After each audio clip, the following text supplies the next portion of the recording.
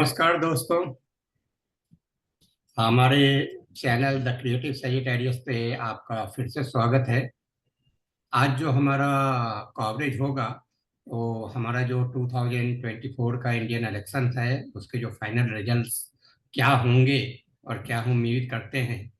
अभी 3 फेजेज का इलेक्शन हो चुका है तो इसके बारे में हम बात करेंगे। तो ये जो जर्नी है काफ़ी इंसाइटफुल है कि हमारा जो प्रजातंत्र है और इसमें हमको जिस तरह के चैलेंजेस फेस करने पड़ते हैं तो उसके बारे में हम बात करेंगे। हमसे बात करने के लिए जुड़ रहे हैं हमारे डिस्टिंग्विश्ड स्पीकर श्री गिरधर मामिडी जी। गिरधर मामिडी जी काफ़ी नॉलेजेबल है पॉलिटिकल अफेयर्स के लिए और बहुत सारे पैनल पे जाते हैं डिबेट में। और उनका अपना भी चैनल है जिसपे उन लोग आंध्रा और तेलंगाना के बारे में बात करते हैं और वो तेलुगु में ही चलता है। तो उनसे हम लोग बात करेंगे इसके बारे में। तो गिरधर मामिडी जी, आपका स्वागत है हमारे चैनल पे द क्रिएटिव सजिटारियस पर। नमस्कार। हरे जी नमस्ते। आपको, आपके दर्शकों को, सबको मेरा प्रणाम, नमस्कार। जय श्री राम, हर हर महादेव और जय श्री कृष्ण। जय श्री राम, हर हर महादेव। तो गिरधर मामिडी जी, अभी हमारा दूसरा जो प्रश्न है वो भी पहले से थोड़ा जुड़ा हुआ है, क्योंकि हम लोगों ने देखा है कि पिछले 10 वर्षों से जो बीजेपी सत्ता में है और बीजेपी ने जो जो रिफॉर्म किए हैं और प्राइम मिनिस्टर मोदी जो काफ़ी एक्टिव रहे हैं और जो रिफॉर्म का जो पेस रहा है वो काफ़ी तेज रहा है और जो भी जागरूक भारतीय है वो इससे काफ़ी प्रभावित है। तो आपको क्या लगता है कि तीसरे टर्म में, जैसा कि बीजेपी ने सोचा हुआ है कि हम लोग 400 के मार्क को पार करेंगे और किसी भी कारणवश अगर बीजेपी इतनी सीटें नहीं जीत पाती है तो उसके बाद भी प्राइम मिनिस्टर मोदी जो हैं वो क्या क्या रिफॉर्म सफलतापूर्वक कर सकते हैं। तो इस विषय पे अगर आपका कुछ विचार है, आपने अगर कुछ सोचा है तो आप हम लोगों को बताएं। जी, करना करना तो बहुत कुछ है इस देश में। अभी हर सरकार, जो भी सरकार आई है इससे पहले, वो भी अपने बलबूते पे कुछ ना कुछ करते रही है। जी ऐसा हम नहीं कह सकते हैं कि कोई कोई सरकार कुछ भी नहीं किया हो। जी जी जी मगर जिस रफ्तार रफ्तार पे जाना था, शायद उस रफ्तार पे बहुत से सरकारें नहीं चल पाए। जी उनके कारण बहुत हो सकते हैं। जी और इसको एक फैमिली मैटर बना के, और इसको एक क्या कहते हैं उसको, मनी मेकिंग मशीन बना के चलाने वाले सरकार भी हमने देखे हैं। जी इससे बहुत से घोटाले भी हमने देखे हैं। जी तो मोदी जी का सरकार जो 10 साल में चली है, इसमें corruption at least at the highest level जी लिटरली ना की बराबर है। जी आने वाले दिनों में पता नहीं कुछ चीजें आएंगे बाहर, तो हम बोल नहीं सकते हैं। मगर हाँ अब तक हमारी पास जो इंफॉर्मेशन इसके चलते हुए, जी करप्शन मैनेजेबल या लीस्ट करप्शन से एडमिनिस्ट्रेशन की एफिशिएंसी ज्यादा बढ़ी है। अब बिल्कुल। उससे पहले की सरकार का दिन में 8-9 किलोमीटर का हाईवेज बनते थे। अब जी 50-60 किलोमीटर दिन में बन रहा है। जी मतलब उनका एफिशिएंसी ज्यादा बढ़ गया है। और रिफॉर्म्स जो है, 3-4 रिफॉर्म्स हम इसके बारे में बात करना है। एक, जो नोटबंदी की है, नोटबंदी करने के बाद हमारी देश जो है डिजिटल इकोनॉमी बन गई है। आज दुनिया का सबसे बड़ा डिजिटल इकोनॉमी भारत है। पिछले साल, इस साल का तो आंकड़ा आना बाकी है, मगर जी पिछले साल मतलब 2022-2023 साल का हमने नंबर्स देखेंगे तो 4,800 करोड़ ट्रांजैक्शंस इस देश में पूरा भारतीय सब मिलके किए थे एक साल में। तो हमारी नियरेस्ट कंपटीशन जो है चाइना है। 1,800 करोड़ का उनका ट्रांजैक्शन पूरा चाइना मिला के। हम्म, तो हमारी देश के बाद आने वाली बाकी जो G20 सबसे संपन्न देशों में बाकी 19 लोगों को भी हम जोड़ेंगे भारतीय जितने ट्रांजैक्शंस डिजिटली किए हमने, वो बराबर नहीं है। ओ, मतलब आप समझ सकते हैं कि ये एक जनरेशनल ट्रांसफॉर्मेशन भारत देश में हो गया है। ये बहुत बड़ा दूसरा, अचीवमेंट। हाँ, बहुत बड़ा अचीवमेंट। और दूसरा, जीएसटी। हम इतने टैक्सेस थे देश में, और एक राष्ट्र से दूसरे राष्ट्र जाने के लिए इतने तकलीफें थे, और टेक्नोलॉजी के चलते हुए ई कॉमर्स आ गया था। फिर भी ई कॉमर्स, कोई असम में कोई मतलब असम लोकल टैक्स का ऑफिसर कुछ रूल पास करता है, वो असम जाते जाते 3 स्टेट्स का अलग अलग से उनका कुछ ना कुछ प्रॉब्लम्स होते थे। तो वो सब अभी सिमट गया, पूरे देश में एक ही टैक्स लागू होता है और सिंप्लीफाई हो गया है। अब एक स्टेट से एक स्टेट को क्रॉस करने में कोई दिक्कत नहीं है, आराम से जा सकते हैं। ये एक बहुत बड़ा रिफॉर्मेशन है। ये रिफॉर्म जो है, जीएसटी जो है, देश को कश्मीर से कन्याकुमारी तक, गुजरात से नागालैंड तक पूरा हमें जोड़ के रखा है। एक ही सिस्टम चल रहा है।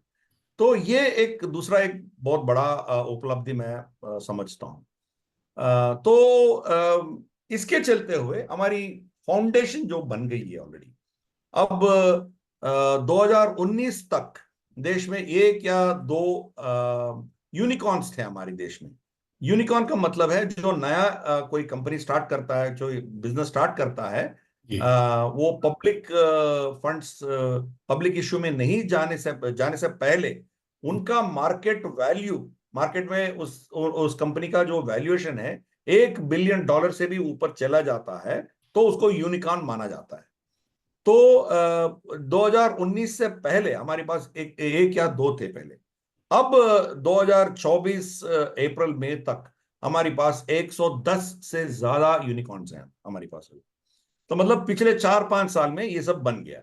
मतलब देश का जो टेक ऑफ करने का जो हमें रनवे बनाया पिछले 10 साल में, अभी जी। आने वाले 5 साल में उसका हम जो फल है वो लेने जा रहे हैं। जी। आने वाले 5 साल में इकोनॉमी टेक ऑफ स्टेज पे है। हम 1 ट्रिलियन से 2 ट्रिलियन आने के लिए शायद हमने 2 दशक लगाए, और 2 ट्रिलियन से 3 ट्रिलियन तक आने के लिए 1 दशक लगाए। 3 से 4 तक 5 साल में हमने तैयार कर लिया। अब लगभग 4 ट्रिलियन पे हम हैं अभी, थोड़ा कम है 4 ट्रिलियन से। 4 ट्रिलियन से 5 ट्रिलियन तक जाने के लिए हमें ज्यादा लंबा समय नहीं लगेगा। यही तो मोदी जी कह रहा है, हम देश को तीसरे नंबर पे लेके जाएंगे। जी। एक्चुअली वो कुछ महीने पहले, इलेक्शंस अनाउंस होने से पहले, उनका एक स्टेटमेंट था कि हम टॉप तीनों में एक इकोनॉमी बनाएंगे। हम टॉप तीनों में एक इकोनॉमी बनाएंगे। ये उस समय ये नहीं बोला था कि हम तीसरे नंबर पे रहेंगे। हम्म। तो एक्चुअली वो स्टेटमेंट सही था। बाद में वो ये कह रहा है कि हम तीसरे नंबर पर रहेंगे, अभी स्टेटमेंट आया उनका, वो अलग है। मगर वो स्टेटमेंट सही है, क्योंकि चाइना का नंबर जो है वो पूरे फर्जी है। चाइना अपने आप को 18-19 ट्रिलियन डॉलर दिखाता है, क्योंकि वो अमेरिका से कंपीट करना चाहता है हाँ, हाँ। GDP number. जीडीपी नंबर पूरे फर्जे हैं, फर्जी हैं। हम्म। वो एक कोई मान लीजिए कोई शांघाई एक म्युनिसिपैलिटी है, अपना जमीन जो है एक फालतू का कंपनी को देता है। फालतू कंपनी वही खुद क्रिएट करता है, हाँ, हाँ। और कंपनी तो कुछ है ही नहीं है। तो उनको ये जमीन खरीदने के लिए बैंक्स कर्ज देते हैं। वो कर्ज लेके, ये जमीन लेके वो बिल्डिंग कंस्ट्रक्शन करना शुरू करते हैं। उनके लिए भी फंडिंग बैंक से ही आता है। वो पूरे हम्म। बिल्डिंग्स, पूरे इमारतें, पूरे एक टाउन खड़ा कर देते हैं, वहां हम्म। रहने के लिए कोई नहीं रहता है। ऐसे 25-30 गोस्ट टाउन्स हैं जहां एक बंदा भी नहीं रहता है, कोई भी नहीं रहता है। ऐसे 30 शहर है उनके पास। अच्छा। मॉल्स हैं, फ्लाईओवर्स हैं, मेट्रोज हैं, कन्वेंशन सेंटर्स है, रेजिडेंशियल अपार्टमेंट्स, पार्क्स, हम्म। सब कुछ है, मगर कोई लोग नहीं होता। ऐसे फालतू की चीज वो बना बना के 18 ट्रिलियन डॉलर दिखा रहा है। उनका जो कर्ज है, वो कर्ज एक्चुअली छुपा छुपा के रखा है। वो पूरा निकालेंगे आप, इनके पास कोई जीडीपी बची नहीं है। शायद कोई 6-7 ट्रिलियन से ज्यादा नहीं है इनके इकोनॉमी। तो भारत उसको आराम से पार कर सकते हैं आने वाले 7-8 साल में। लगभग मैक्सिमम 10 साल के अंदर अंदर वो 7-8 ट्रिलियन हम पार कर सकते हैं। तो इसीलिए हम आने वाले 5 साल में यही उम्मीद रखते हैं भारत की सरकार से कि अब 10 साल में जो नींव रखा है आपने, जो बेस बनाया है, जी उससे आगे टेक ऑफ करने के लिए जो आप फैसिलिटेट कर सकते हैं वो प्लीज कीजिए। जी अभी भी हमारी सिस्टम में, हमारी टैक्स स्ट्रक्चर में हो, हमारी सो कॉल्ड सोशलिस्टिक मॉडल में हो, कुछ चैलेंजेस हैं ऑलरेडी। अब देखिए, आप एक पॉलिसी बनाते हो, उस पॉलिसी के आधार पर कोई पूंजी लगाता है, फिर वो कोर्ट में चैलेंज होता है, जी कोर्ट एक तरफा डिसीजन लेके उसको खारिज कर देती है, तो आपके ऊपर, आपके देश के ऊपर भरोसा लोग क्यों रखेंगे? बिल्कुल। अब इलेक्टोरल बॉन्ड्स ही देखिए क्या हुआ, इलेक्टोरल बॉन्ड्स को उठा फेंक दिया पूरा। हम्म तो जो लोग सरकार की ये गारंटी मान के ये लोग पैसे उसमें इन्वेस्ट किए थे, वो लोग पूरा एक्सपोज हो रहे हैं ना अभी। हम्म अब जजमेंट देना भी हो, आप रेट्रोस्पेक्टिवली क्यों दे रहे हो? हम्म। आगे के लिए दो ना। बिल्कुल अब जो हो गया सो हो गया, आने वाले जो बॉन्ड्स हैं उसका आप खुलासा करो। ऐसा कुछ जजमेंट आ गया तो ठीक है, आप लीगली। रिट्रोस्पेक्टिवली जाएंगे तो क्या हो जाएगा? अब 2G स्पेक्ट्रम देखिए, हाँ। और या कोल ब्लॉक्स देखिए, उसका हम्म पूरा एक सिग्नेचर से आपने उसका पूरा जो भी ऑप्शंस थे उसको सब खारिज कर दिया आपने। हम्म। तो कितना नुकसान उठाना पड़ा आपने, फिर कोल को विदेशों से इंपोर्ट करना पड़ रहा है हमारी क्या कहते हैं उसको, पावर प्लांट्स को चलाने के लिए। हम्म हमारी जमीन के अंदर इतना कोल पड़ी है, हम्म कोयला पड़ा है, मगर फिर भी हम उसको इस्तेमाल नहीं कर पा रहे। तो ये चैलेंजेस है हमारे देश में। जब पॉलिसी कंसिस्टेंसी नहीं रहेगी, जब कोई सडनली कोई पॉलिसी ऐसा उसमें चेंजेस आएंगे, तो गड़बड़ हो जाएगा। इसीलिए आने वाले 5 साल में जुडिशियल रिफॉर्म्स की बहुत सख्त जरूरत है। और जुडिशरी भी कोई डिसीजन लेना हो तो प्रोस्पेक्टिवली ले सकता है, मगर रिट्रोस्पेक्टिवली नहीं करना चाहिए, क्योंकि उससे। लीगली ऐसा ही होता है, कोई भी हम लॉ जब बनाते हैं तो वो रेट्रोस्पेक्टिवली अप्लाई नहीं होता है। और इलेक्शन। होता है, हाँ। नहीं रेट्रोस्पेक्टिवली होता है, इसीलिए हम बहुत नुकसान उठा रहे हैं। अच्छा। मैं मेरा अब एस्टिमेट में हमारी जीडीपी जो है, हम्म लगभग 1% हमने इस जुडिशियल और ये जो एडमिनिस्ट्रेटिव कंफ्यूजन है इसके चलते हुए हमने 1% खोया है। लिटरली हमारी जो जीडीपी है उससे 1% ज्यादा होना चाहिए हमें।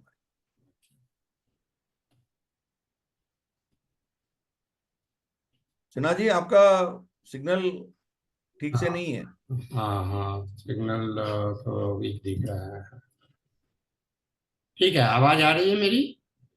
आवाज नहीं आ रही? आवाज आ रही है, आवाज आ आवाज आ रही रही है, है। हाँ ठीक है, मगर आपका मैं। पिक्चर खराब हो हाँ हाँ, मैं इसको वीडियो ऑफ करता हूँ। तो ये आपने बहुत अच्छा बताया, और इस इंसाइट की जरूरत थी, दर्शकों को भी जरूरत थी इस इंसाइट की। तो आपका ये आइडिया सही है। और जहाँ तक मेरी जानकारी है कि थर्ड टर्म में जो प्राइम मिनिस्टर मोदी का जो सबसे बड़ा रिफॉर्म है, जो उनकी नज़र है, वो जुडिशियल रिफॉर्म पे ही है। और उसकी बहुत ज़्यादा ज़रूरत है, क्योंकि उसके कारण जो लोग गलत करते हैं, वो किसी न किसी लूप होल से वो निकल जाते हैं, उनको सजा नहीं मिलती है। इसके लिए करप्शन पे कंट्रोल नहीं हो पाता है। तो हाँ, हाँ। जुडिशियल रिफॉर्म बहुत सख्त जरूरत है, जी वो करना चाहिए। और दूसरा, पुलिस रिफॉर्म्स हमें जरूरी है, बिल्कुल। क्योंकि पुलिस के रूल्स जो है वो ब्रिटिश बनाए थे, तो हम्म वही रूल्स आप इस्तेमाल कर रहे हैं हम। हम्म। एक 100 साल के बाद भी वही रूल्स हम यूज कर रहे हैं। तो बिल्कुल। पुलिस रिफॉर्म्स की सख्त जरूरत है। फिर तीसरा, इलेक्टोरल रिफॉर्म, जैसे मैंने कहा, इलेक्टोरल रिफॉर्म्स की भी जरूरत है। जी। और चौथा, एडमिनिस्ट्रेटिव रिफॉर्म्स चाहिए। हम्म अब देखिए, कोई बंदा इंजीनियरिंग पढ़ा हो, हम्म। सिविल इंजीनियरिंग पास होके वो आईएएस बन जाता है, जी। उसको जाके आप हेल्थ सेक्रेटरी बना देते हो। हाँ उसको हाँ, हेल्थ के बारे में क्या पता है उसको? बिल्कुल। है ना? कोई बीकॉम पास हुआ और उसके बाद वो आईएएस बन गया, उसको हम्म। लेके आप कोई और वाटर वर्क्स डिपार्टमेंट डाल देते हो, तो जी उसको क्या पता है उसके बारे में? जी जी। तो आप, ये चीज जो है ब्रिटिश ने किया था, हम्म क्योंकि ब्रिटिश की सोच थी कि उनके अपॉइंटेड जो भी ऑफिसर्स थे, हम्म, वो जो भी करते हैं वो ब्रिटिश के इंटरेस्ट पे करते हैं, इसलिए सब्जेक्ट जाने का जरूरत नहीं है। तो ये उनका सोच था। और उनके गोरे ऑफिसर्स बहुत कम थे, इसीलिए उनके उनको बहुत ज्यादा पावर्स दे दिए हैं ब्रिटिश सरकार ने। हम्म, जैसे अभी भी जो है डिस्ट्रिक्ट का सबसे सीनियर मोस्ट एडमिनिस्ट्रेटिव ऑफिसर का डेजिग्नेशन अभी भी कलेक्टर है। अब ये कलेक्ट क्या कर रहा है? आपके टैक्सेस पूरे ऑनलाइन हो गए हैं, पूरे सिस्टम अलग बन गया है ना आपका। हाँ, हाँ, डायरेक्ट टैक्सेस अलग है, इनडायरेक्ट टैक्सेस अलग है, रेवेन्यू टैक्सेस तो वो चल ही रहा है। तो हम्म, आप कलेक्टर बन के करना क्या है? ब्रिटिश हम्म, काल में तो उनका काम ही वही था, पैसे इकट्ठा करके उनके रानी को या राजा को देना था, वही हम्म, उनका काम था। हम्म, अभी भी उनको उस पद को आप कलेक्टर मान बोल रहे हो, जी, कलेक्टर प्लस डिस्ट्रिक्ट मैजिस्ट्रेट, हम्म, क्योंकि उस समय उनके पास लोग कम थे, तो दो हम्म, दो दायित्व उनको दिए थे। अभी आपके पास इतने मैजिस्ट्रेट्स हैं, हम्म, रात को जाके आप 2 बजे 3 बजे उसको उठा के कसब की फांसी को आप रोकने की कोशिश कर सकते हो। तो हम्म, उसी मैजिस्ट्रेट को आप क्यों नहीं उनसे ऑर्डर्स क्यों नहीं ले सकते हो आप? जी, कलेक्टर एंड डिस्ट्रिक्ट मैजिस्ट्रेट दो काम क्यों करना है उनको? तो ये प्रॉब्लम्स है, एडमिनिस्ट्रेटिव रिफॉर्म्स करना है, लैटरल एंट्री चाहिए हमें। हम्म, आप कोई एग्रीकल्चर सेक्रेटरी बनाना चाहता है तो एग्रीकल्चरल पीएचडी किया हो, एग्रीकल्चर के बारे में पूरे जानकारी रखता हो, साइंटिस्ट हो, उनको लगाइए ना आप। हम्म, तो वाटर वर्क्स फिशरीज डिपार्टमेंट है, मछलियों के बारे में या पानियों के बारे में, हाइड्रोलिक्स के बारे में किसकी हम्म, जानकारी हो उसको लगाओ ना। जी, जी, जाके कोई डॉक्टर को वहां लगाएंगे तो क्या होगा? तो administrative reforms, judicial reforms, police reforms, electoral reforms और एडमिनिस्ट्रेटिव रिफॉर्म्स, ये चारों चार चाहिए हमें। जी, मगर मोदी जी जानते हैं कि इनमें से किसी को भी आप पकड़ेंगे तो हम्म, क्या हो जाएगा, इमीडिएटली बवाल मच जाएगा और रेसिस्टेंस आ जाएगा। जी, इसीलिए धीरे धीरे से करते आए हैं। अभी हम्म, एक स्टेबलाइजेशन आ गया, एक कॉन्फिडेंस बिल्ड हो गई है सिस्टम में। हम्म, अब वक्त आ गया है कि इन चीजों में अभी ध्यान दें, हम्म, इसको आप रिफॉर्म करें।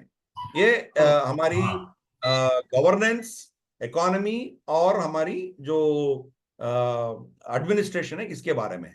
जी, बाकी चीज भी है, बाद हम्म। में उसके बारे में भी हम बात कर सकते तो अगर 400 का नंबर नहीं भी है मोदी जी के पास, तभी भी ये सारे रिफॉर्म किए जा सकते हैं, आपका ऐसा मानना है? हैं। जी देखिए, नरसिम्हा राव जी का तो माइनॉरिटी सरकार थी, हम्म, उनके पास तो मेजोरिटी भी नहीं थी। जी, मगर हमारी देश का 75 साल का सबसे बड़ा रिफॉर्म कोई लाया है तो पीवी नरसिम्हा राव जी ने लाया है। हमारे देश की दिशा बदल दी हो जी, जी, 1990 में, जी, या पूरा इकोनॉमी को खोल दिया, और आज हम जो भी भुगत रहे हैं उसी का नतीजा है। बिल्कुल, तो हाँ, हम कर्ज में डूबे थे, चंद्रशेखर की सरकार ने सोने को गिरवी रखना पड़ा, लंदन शिफ्ट करना पड़ा। जी, उस जी, दिन है और आज के दिन जी, हम अब इन देशों को पैसे देने की ताकत रखते हैं, और हम्म, ब्रिटेन की इकोनॉमी को हम पीछे ढकेल दिया है। जी, तो उसके नींव उस सरकार ने रखी थी ना, जी, जी, उनका तो मेजोरिटी में नहीं था। बिल्कुल, ये बिल्कुल, हमारी सरकार में जब थाम लेती है ये करना है, तो मेजोरिटी हो माइनॉरिटी हो कर लेंगे, कर सकते हैं। ये डेमोन्स्ट्रेशन हो गया। राज्यसभा में भाजपा के पास मेजोरिटी नहीं थी, फिर हम्म, भी आर्टिकल 370 हटाने के बाद उसको क्या कहते हैं उसको, स्टेट हुड से लेके उसको यूनियन टेरिटरी के दर्जा देने में राज्यसभा में आसानी से उनको वोट मिल गया और पास भी हो गया। हुआ है कि नहीं? हाँ, तो सरकार चाहती है तो कर सकती है। अच्छा, तो ऐसी बात नहीं है कि मतलब अब्सोल्यूट मेजॉरिटी होना हो। हम्म, राज्यसभा लोकसभा दोनों में मिलके और स्टेट्स में सब मिला के 3/4 मेजॉरिटी हो तभी कुछ कर पाएंगे, ऐसी बात नहीं है। करना हो तो बहुत कुछ कर सकते हैं।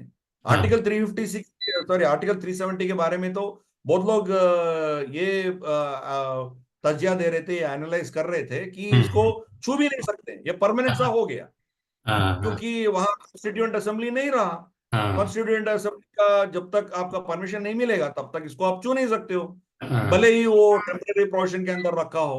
तो हम्म, ये सबका सोच था ना, अब क्या हो गया, चला गया और सुप्रीम कोर्ट भी मान लिया ये सही है। तो हम्म, यही मैं कह रहा हूँ तो कुछ ना कुछ नतीजा रहता है, कुछ ना कुछ आपको ऑप्शंस रहेंगे। तो सरकार चाहती है तो बहुत कुछ कर सकती है, मगर देश में सिर्फ इकोनॉमी चलाना एक बात है, पॉलिटिकल इकोनॉमी चलाना दूसरी बात है। क्योंकि हमारे इलेक्टोरल सिस्टम ऐसा है कि आप सिर्फ पॉलिटिक्स चलाएंगे तो देश डूब जाएगा, सिर्फ इकोनॉमी चलाएंगे तो आपको वोट नहीं मिलेगा। तो पॉलिटिकल इकोनॉमी चलाना पड़ता है। जी जी। तो इस पे रिफॉर्म्स जब लाएंगे आप, इलेक्टोरल रिफॉर्म्स लाएंगे, जुडिशियल रिफॉर्म्स लाएंगे, एडमिनिस्ट्रेटिव रिफॉर्म्स लाएंगे, तब आपके ऊपर प्रेशर थोड़ा कम होगा और आपके पास फिजूल का खर्चा कम हो जाएंगे और इतना बड़ा आपका एडमिनिस्ट्रेटिव मशीनरी का जरूरत नहीं होगा। जी जी। फिर जाके आपके पैसे जो है हाँ। हमारी संपत्ति को बढ़ाने में आप इन्वेस्ट कर सकते हैं। अब जो जिस रफ्तार से हो रहा है, जैसे हाईवेज हो या एयरपोर्ट्स हो, आपके बंदरगाह हो या जो भी हो, इंफ्रास्ट्रक्चर जो डेवलपमेंट हो रहा है,